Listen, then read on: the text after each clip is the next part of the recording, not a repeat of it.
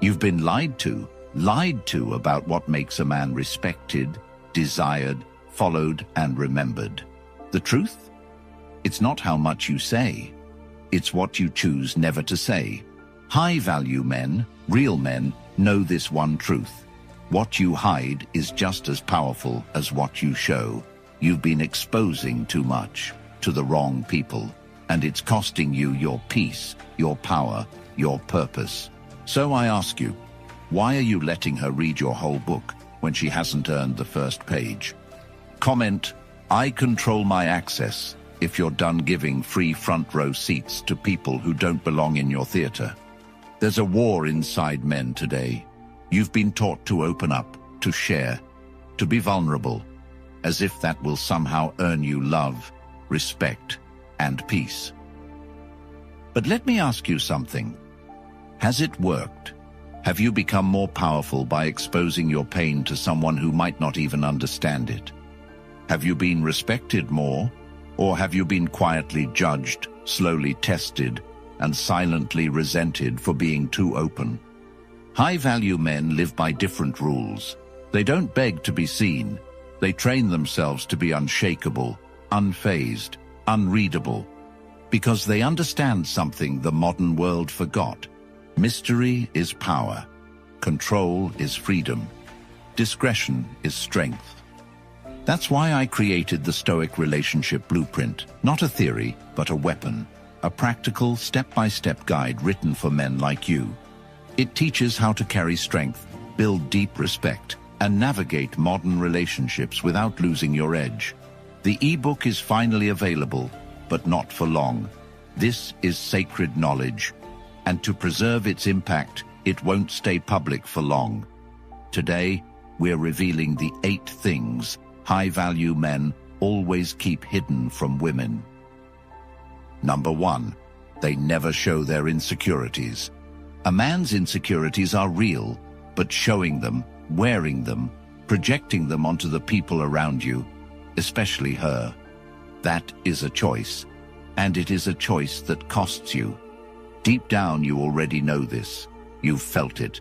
Every time you let your voice shake, every time you asked for reassurance, every time you sought approval in her eyes, you saw something shift.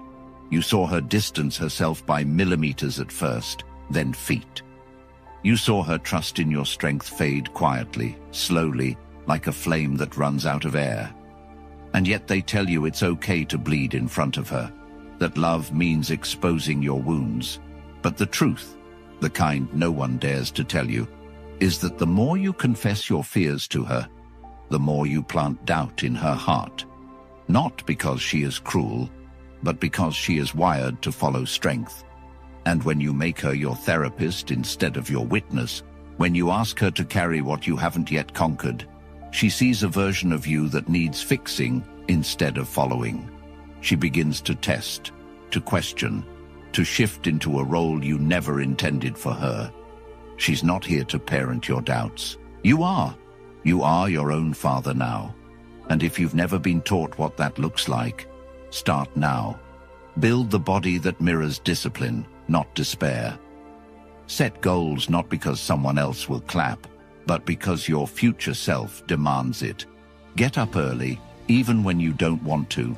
Speak less, do more, because the man who can sit with his fears and not flinch, who can feel that darkness inside him without dumping it into another person's hands, that man becomes rare, and rare becomes respected. You don't need to tell her about the times you felt unwanted, unseen, or unworthy. She doesn't need to know the boy you used to be. She only needs to witness the man you've become. And if you're still becoming him, make that your obsession. No one is coming to save you. No one is going to gift you confidence.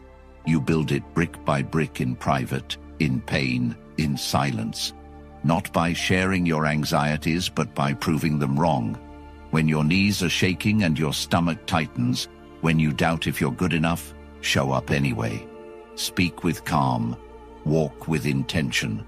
Hold your frame. Because here's the most painful truth. The world, and especially the woman watching you, respects what you withhold, not what you release. They feel safe when you are stable. And stability is not the absence of fear, it's the mastery of response. So bury your insecurities under layers of action. Write them out at night, scream them into a journal, sweat them out in iron and gravel and motion. But when you speak, speak as the man who's already solved the puzzle.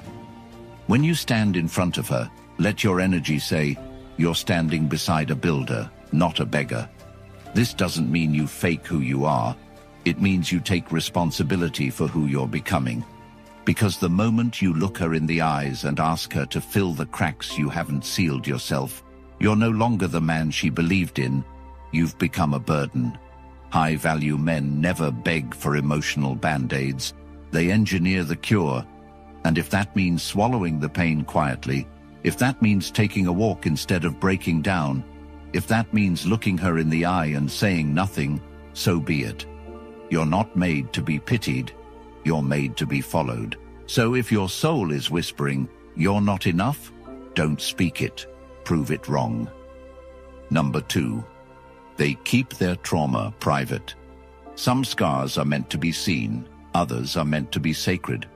The problem begins when we start thinking every painful memory deserves an audience, when we confuse healing with overexposure. But not every woman you meet is equipped or willing to carry the weight of your past. And high-value men know this. They know that trauma, while real and sometimes violent in the way it shaped them, is not meant to be poured into every relationship like a flood-seeking rescue.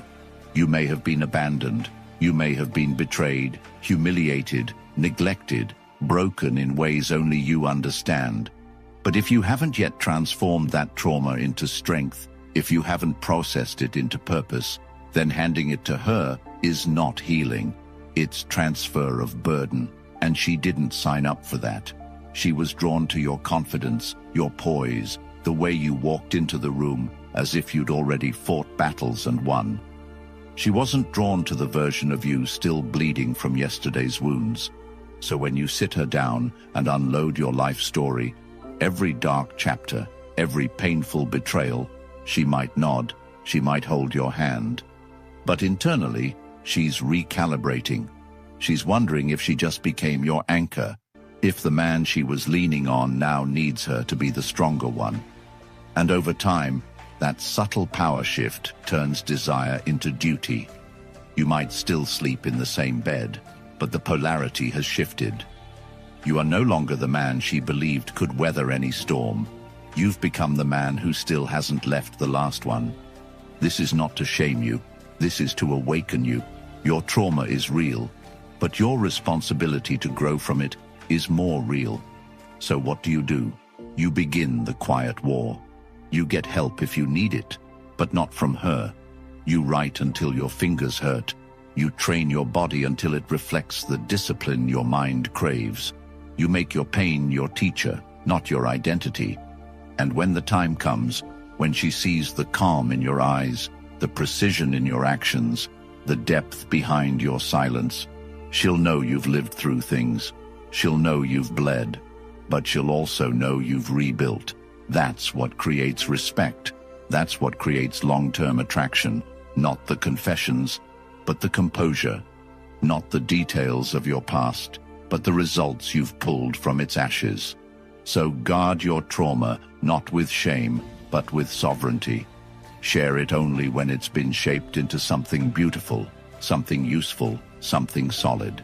Until then, carry it like a sword inside your coat, not for display, but for discipline. Because your pain is either your weapon or your weakness, and only you get to choose which. Number 3, they don't reveal all their ambitions. There's a reason the most dangerous men say the least about what they're building, because they understand that the more you expose your dreams to people who haven't earned access to them, the more you invite erosion, distraction, delay. You think it's just talking. You think sharing your vision makes you bold. But what you're really doing is releasing power that hasn't matured yet. You speak about the company you want to start, the body you're going to build, the future you're planning to create. And every time you speak it out loud, especially to someone who isn't in the arena with you, a piece of that drive leaks out. Because now it's heard, now it's commented on, now it's judged, analyzed, reshaped. High-value men understand something you were never taught. Ambition is sacred, and sacred things don't belong in casual conversations. When you tell a woman everything you plan to become, you open the door for her perception to shape your progress. She'll look at your ambition not through the lens of potential, but through her need for certainty, and her questions will begin. Are you sure that will work? Do you have a backup? What if it fails? And slowly, the fire inside you that once roared with conviction starts negotiating with her comfort. She wants safety, you want legacy, and now you're watering down the very thing that makes you rare. If you're still in the process of becoming, don't ask her to validate a vision she wasn't born to understand. She sees you now, not the man you will become. It's not her fault. It's yours for asking someone who lives in the present to believe in a future only you can see. And the cruel twist: if you fail after telling her, you lose her respect. If you succeed, you may still lose her interest, because the mystery is gone, the hunt is over, the story's already been spoiled. So what's the path? Build quietly. Let your daily actions speak in code. Let your work ethic be felt before it's explained. The man who shares less becomes more magnetic, not because he's playing games, but because he understands that anticipation is power. Think of every powerful man in history, not the loud ones, the real ones. You didn't hear them brag. You saw the results. They showed up one day, seemingly out of nowhere, with empires at their back and no apology in their step. Be that man. Build your ambition like a castle, brick by brick, deep in the mountains where no one sees until it's ready. And when it's ready, when you've earned your scars and mastered your craft, she won't need you to explain. She'll feel it. She'll feel the strength in your walk, the confidence in your decisions, the calm in your execution. She won't need details. She'll trust the man who didn't need her approval to start. That's the man she'll follow. That's the man she'll admire. So the next time you feel the urge to explain your plan, hold it. Channel it into action. Let it grow in darkness away from opinion. And when it's time, introduce your ambition not with words, but with presence. Number 4. They mask emotional vulnerability. A man can feel deeply and still remain unshaken, and that is the difference between maturity and emotional exhibition. You were told that to be close, to be loved, to be chosen, you had to open up everything inside you, expose your fears, cry on her lap, show her that you're just like her. But what no one told you was that every time you did that, a little part of her started seeing you not as her leader, but as her equal in fear. And that's where things begin to change. At first, she admires your honesty. She says she feels close. But slowly she starts to notice that she's the one holding the emotional space. She's the one staying strong when you fall apart. And while she may never say it out loud, she starts feeling what her biology has always whispered to her. This man cannot be leaned on. High-value men don't suppress emotions. They refine them. They feel pain, but they don't make it everyone's problem. They grieve, but they do it on their feet. They struggle, but you won't hear about it until they've already turned it into wisdom. Vulnerability is not weakness, but frequent emotional dumping is. You need to understand that the woman you admire most is attracted to strength. She doesn't have to question. That doesn't mean you fake strength. It means you build it until it's real. So when your emotions swell, when you're overwhelmed, angry, lost, you take a breath. You go for a long walk with your thoughts. You write down your chaos. You speak to God. You hit the iron. You fight the war inside yourself so you don't spill it all over people who weren't built to carry it. And if you must speak, you do it after the battle, when your wounds are already clothed, not bleeding. Tell her what you learned. not what you're lost in. She doesn't need to see every moment of collapse.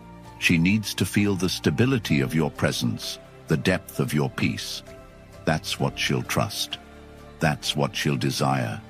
Because what most men don't realize is this: the emotional journey you take in private becomes the emotional weight you carry in public. And women, they feel that weight, whether you speak it or not. If it's heavy, they step back. If it's stable, they step closer. So guard your emotions like a sacred fire. Feed them the right fuel. Don't hand them to someone else to manage, because your emotional world, when disciplined, becomes your greatest strength. It gives you the power to stay calm when chaos calls, to love without losing yourself, to lead without needing validation. That's the man she follows. That's the man you were born to be. Not unfeeling, but unfazed. Not emotionless, but emotionally earned. You want to be unforgettable? Then stop over-explaining your feelings and start mastering them. Speak less about how you feel and more about who you're becoming through those feelings. And if you ever feel weak, remember this: your emotions are not a problem. They're a signal. But how you respond, that is the test. And the man who passes it doesn't cry to be seen. He builds until he can't be ignored. Number 5. They never expose financial weakness. Money doesn't just buy things. It buys a man's ability to stand without trembling, to make decisions without compromise, to walk into a room and know that he doesn't owe anyone an apology for where he is or who he's becoming. And when that power is missing, a man feels it long before anyone else sees it, because it eats at him, quietly, relentlessly, making him question every word, every move, every moment he dares to believe he's enough. And the worst thing he can do, the one decision that will drain what little strength he has left, is to look a woman in the eyes and admit he's financially broken, because what he calls vulnerability, she hears as instability. And while she may nod, may smile, may say it's okay, her spirit begins to shift, and you'll feel it, not all at once, but slowly, in how she speaks to you, how she looks at you, how she touches you, because women are biologically drawn to security, not charity. And when you place your struggle on her lap, you turn her from your partner to your patron, and that changes everything, not because she's shallow, but because she's human, and you, as a man, were never meant to beg for grace. You were born to build ground where none exists. And yes, maybe you're in a season of lack. Maybe you're digging yourself out of a hole no one knows you're in. Maybe the weight is unbearable. But the solution isn't confession. It's construction. It's rebuilding in the quiet hours. It's using your mornings, your nights, your exhaustion as the raw material for a new foundation. And you don't need to lie. You just need to move in silence. Carry yourself with the energy of a man on a mission, not a man in mourning. Say little, dress well, speak clearly. And when she asks how things are going, smile and say, progress. Because progress is all you need to earn respect. Not perfection, not wealth, just motion. And motion you can control. Even when your bank balance says otherwise, even when your pockets are gasping for breath, you still have control over how you speak, how you walk, how you plan, how you carry your temporary situation like a future king preparing his crown. And if she stays while you're building, good. But if she doesn't, bless her, release her, and keep building anyway, because your financial power isn't about showing off. It's about not being dependent, not being reactive, not being swayed by fear or need. It's about becoming a fortress, not just for you, but for the legacy you'll leave behind. And if you're broke today, don't announce it. Outwork it. And when you do finally rise, rise with receipts, rise with proof, rise with results, not apologies. Number 6. They don't reveal all sexual history. There's a reason certain things from your past deserve a grave, not a conversation. Because the more you talk about what you've done, who you've been with, the more you reduce your presence to memories that don't serve your future.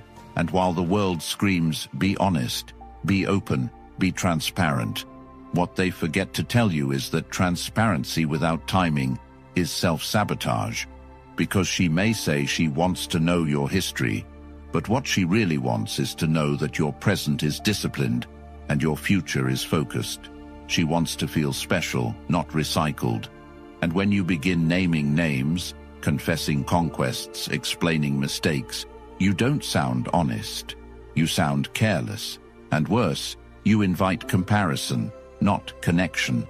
Because now she's imagining them, wondering if you loved them more, if you touched them the same, if the passion she thought was hers was once shared by someone who meant less. And that image, once planted, is hard to unsee. It lingers in her thoughts. It shapes how she responds to you. And even if she forgives the past, she doesn't forget the story. So high-value men protect their history not because they're ashamed of it, but because they understand its weight. They know that mystery keeps desire alive, that leaving something unsaid preserves power. And when she asks, not out of respect, but out of curiosity, you draw a boundary, not harshly, but firmly. I've lived, I've learned, and I don't entertain ghosts, because your past belongs to you, not to be retold, not to be relived, but to be resolved. And if there are things you regret, learn from them. If there are habits you've killed, bury them, but never bring them to the dinner table of your future love, because what's behind you should be building you, not breaking her. And you must understand that every unnecessary detail you give her becomes a crack in her peace, a question in her mind, a wedge in your connection.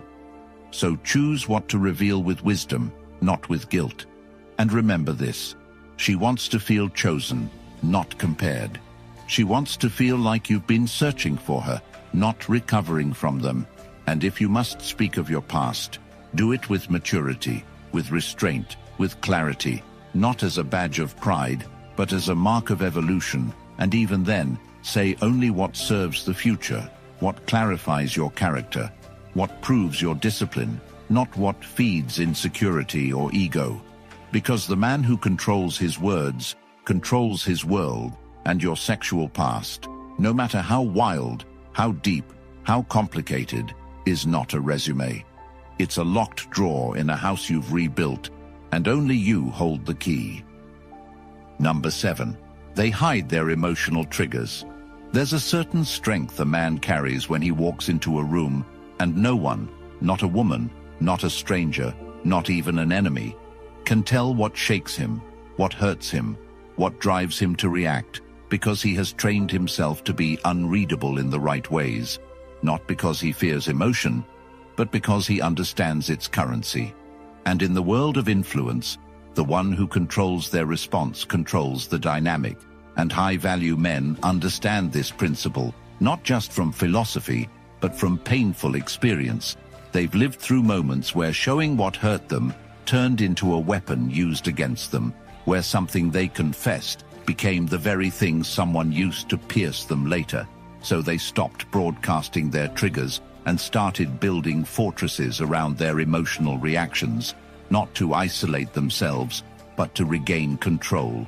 Because every time you reveal what gets to you, what makes you spiral, what ignites your rage or your fear, you give people a map of your soul, and not everyone deserves that map, especially not in the early stages of connection. Especially not when you're still learning who's for you and who's just curious. And when it comes to relationships, this becomes even more crucial. Because while she may say she wants to know everything, that she values openness, that she feels closer when you share, what she really values, at her core, is consistency, presence, peace. Those are the foundations she builds trust on. And if she begins to learn that certain comments set you off, that specific behaviors make you shut down, that certain memories make you spiral, even subconsciously she will start testing those boundaries, not out of malice, but out of nature. to see if you are who you say you are, to see if your calm is real or conditional, and if she finds that you are easily shaken, easily provoked, easily pulled out of character, her trust begins to erode, not because she dislikes you, but because she no longer sees you as the anchor. And men who are not anchors eventually become burdens. So high-value men train themselves in emotional pattern recognition. They notice the things that trigger them, and instead of announcing it to the world, they dissect it, they journal it, they heal it. They control the narrative internally so that when they are tested externally, there is nothing to exploit. And if something still hurts, still bites, still stings, good. That's the next area for growth. But you don't bleed in front of everyone. You bleed where you build, and then you walk into the world with the calm of a man who's done the inner work. And the power that gives you is impossible to fake. Because now, even in chaos, you don't flinch. Even in disrespect, you don't break character, and that stability becomes your signature.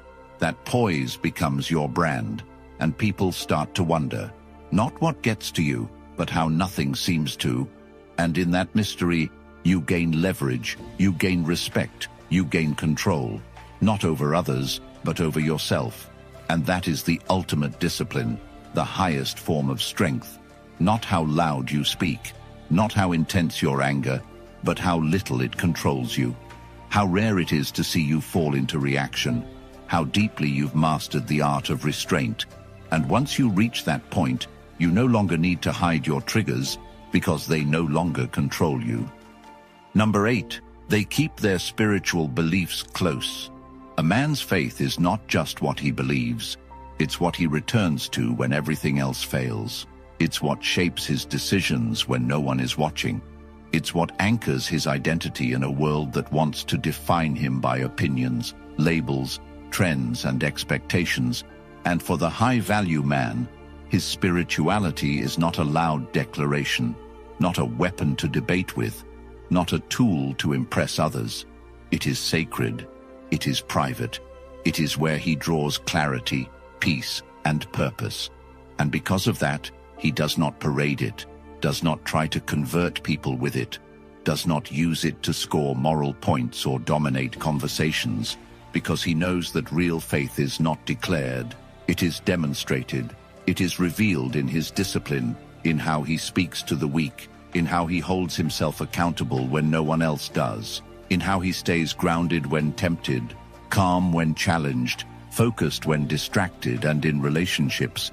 This becomes a cornerstone, because when a woman sees that your values are consistent, when your choices reflect something deeper than convenience, when you carry yourself like someone who answers to something higher, she may not always understand it, but she will feel the gravity of it, and that feeling will either draw her closer or quietly challenge her. And that's not something you need to argue over, because spirituality is not a debate, it's a direction. And that direction should be felt in your presence before it's ever heard in your words. And that's why you don't need to explain your beliefs to everyone, especially not early on, especially not to someone who hasn't earned the right to see the depth of your foundation. Because when you expose something sacred too soon, you risk reducing it to something transactional, something subject to approval, and your spirituality is not up for approval. It's not a lifestyle, it's a lifeline, and the more you try to package it for people, the more you dilute its power. So instead of talking about how much you pray, show it in your patience. Instead of preaching discipline, live it in your routines. Instead of quoting verses, embody them in your actions. Because when a woman sees you lead with conviction, when she watches you make decisions with integrity, when she notices how you respect yourself, your time, your body, and your calling, she doesn't need to be told what you believe. She sees it, and whether or not she aligns with it, she will respect the man who doesn't need validation for his faith. Because in a world where most men have lost their compass, you become the exception, and that exception is what sets you apart. Not because you are trying to be holy, but because you are whole, and that wholeness cannot be faked, cannot be taught. It must be lived. And that's why the high-value man doesn't announce his spiritual beliefs like banners in the wind. He builds them into the bones of his character, and those bones are what carry him through life when everything else bends, breaks, or betrays him. And the men who live that way, they don't have to say a word about what they believe, because the fruit of their life speaks louder than any scripture. You've lived the pain of oversharing, overgiving, overtrusting, and you know deep down, no woman will ever love the version of you that doesn't respect himself first. This world doesn't hand men blueprints anymore. It hands distractions, addictions, and lies. But now you have a choice. Right now, not tomorrow, not when things fall apart. Now the Stoic relationship. Blueprint ebook for men was built for you, the man who's tired of being lost, tired of being misunderstood, tired of being used, and finally ready to lead his life and relationships with absolute control, purpose, and strength. It's not just a book, it's an awakening, and it's linked right now in the comments, but it won't stay available for long. Some truths aren't meant for the masses. They're meant for the few who are finally ready to change everything. If that's you, comment the Stoic Blueprint right now. Like the video. Subscribe. Because every click makes sure another man doesn't spend the next 10 years figuring out what you just heard in this video.